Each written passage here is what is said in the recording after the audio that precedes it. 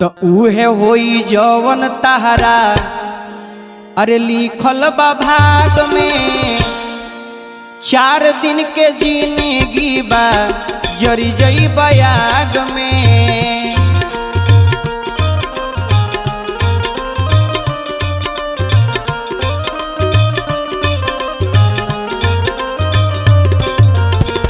उहे होई जवन तहरा लिखल बा भाग में।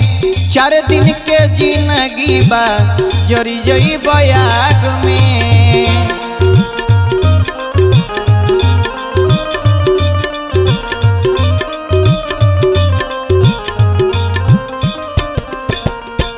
कतनो मिठाई खइब कतनो मिठाई खइब चीनी के पाग में।